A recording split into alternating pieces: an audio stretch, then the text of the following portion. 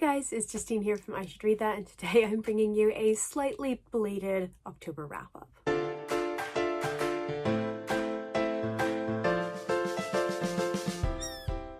The month of October was not the strongest reading month for me. I only read 5 books last month, which is about half of what I usually read. I'm usually right around 8 to 10 books a month, and the reason that I just didn't read a lot is because apparently I got really into knitting socks.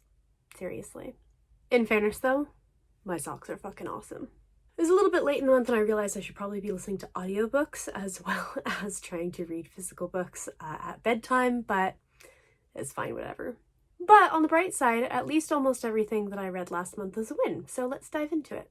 The first book that I read was the audiobook for The Man Who Died Twice by Richard Osman. This is the 3rd book in the Thursday Murder Club series, and if you haven't read this, I would highly recommend it. The first book is good, it's fine. The second book is great, and the third is also just really, really fun. If you don't know, it's basically about a group of retirees living in a retirement village who have started something called the Thursday Murder Club, in which they kind of go back and investigate old cases, and they end up sort of caught up in a couple of murders themselves.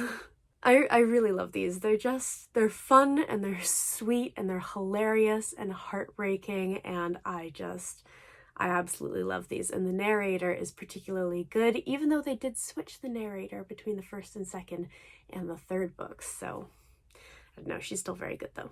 I won't say too much about this one because it is the 3rd book in a series, but I did really enjoy it. I gave it 4.5 out of 5 stars. I do have some questions about the end though.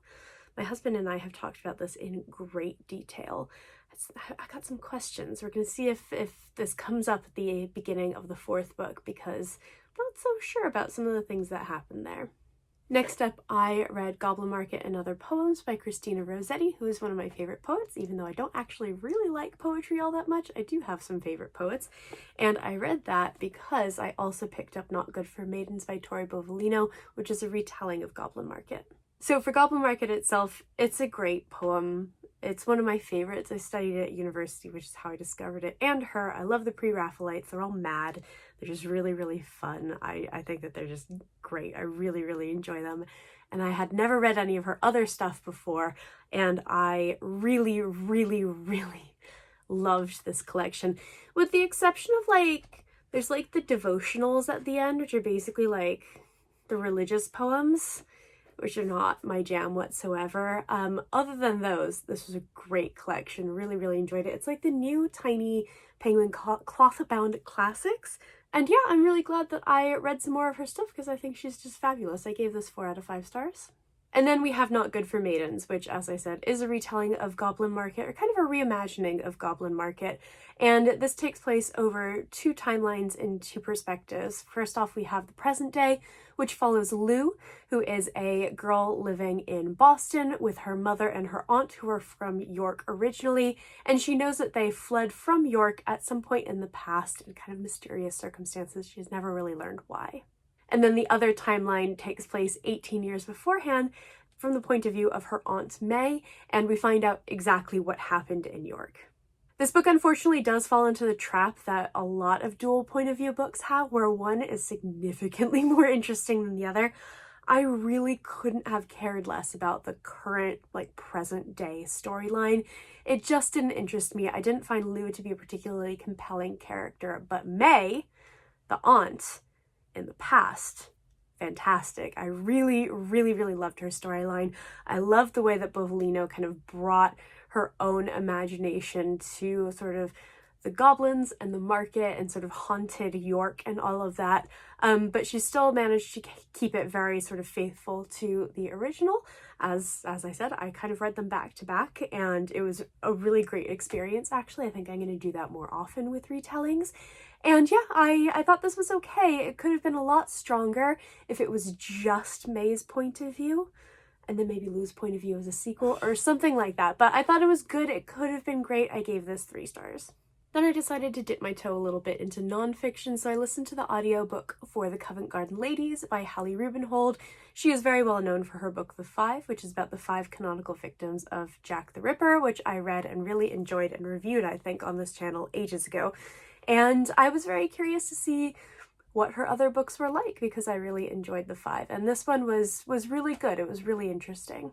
So this book follows 3 people in the kind of 1750s, one of which is a sex worker, one of which is a kind of down and out author, and another who is basically a pimp. And it chronicles the sort of like publication of this list called Harris's List of Covent Garden Ladies, which is basically almost like a directory for you to find any sex worker you could possibly want. It was hugely popular, and she kind of chronicles this publication and also the lives of these women and kind of how they were treated and how they would have lived. It was really, really interesting. I would be very curious because she talks in the beginning about how she sort of wishes that she had approached certain things in a different way and all of that as kind of a forward to this edition. And I'm very curious to hear how she would have, changed what she had written in the book, because I'm no expert on Victorian sexuality. I thought it was really interesting and a really good book, but I would be very curious to hear what kind of changes that she would have chosen to have made. I gave this 4 out of 5 stars. It would definitely recommend the audiobook. I believe the author reads this herself. And then last but not least, this is a book that'll be very familiar to you if you are on Book Talk. I don't know if it's kind of spread beyond Book Talk at all, but this is 16 Souls by Rosie Talbot. I do count Rosie to be amongst my friends, so I was very, very excited to get my hands on a copy of this book, and I'm so thrilled by how much I loved it and how much everyone else seems to be loving it as well, because it's really fabulous. I would highly recommend this. This book takes place in New York in the present day, and we follow 16-year-old Charlie, who is a seer. Basically, he had a near-death experience, he kind of came back, and now he can see the dead. And so some of his best friends are ghosts. He's kind of a little bit of an outsider in other ways, and he has a lot of kind of self-destructive behavior. He kind of wants to be a normal kid. He doesn't want this sort of like power, but he ends up teaming up with a boy named Sam, who is also a seer, because they realize that the ghosts of York are beginning to go missing. The publisher describes this as Heartstopper with ghosts, which, like, yes, absolutely. But I feel like that doesn't quite cover the emotional depth of Charlie as a character. He's now like a comfort character for me. I absolutely adored him. He is really beautifully written. You kind of get that incredible sense of loneliness and like him sort of clawing for hope, but kind of keeping himself down, and seeing him grow and change, especially in his relationship with Sam. It was just wonderful. I really, really love this book, and we're getting a sequel. I thought that this would just be a comfy, cozy read, but it's also got some really, really like good horror stuff in it as well. So if you enjoy your YA horror, if you enjoy books that have kind of casual queer rep, and you enjoy MLM romances, I would definitely recommend this one. I thought it was absolutely fabulous. I really, really enjoyed this. I gave this 5 out of 5 stars. So those are the 5 books that I read last month. As I said, it wasn't a great reading month, but the quality of what I read was quite good, so I am very happy about that. I would love to hear in the comments below what you read in the month of October, if you read any of these books, what you thought of them, or if you have any recommendations that you wanted to drop. I post bookish content to this channel fairly frequently, so go ahead and hit subscribe, check back soon, and I will see you next time.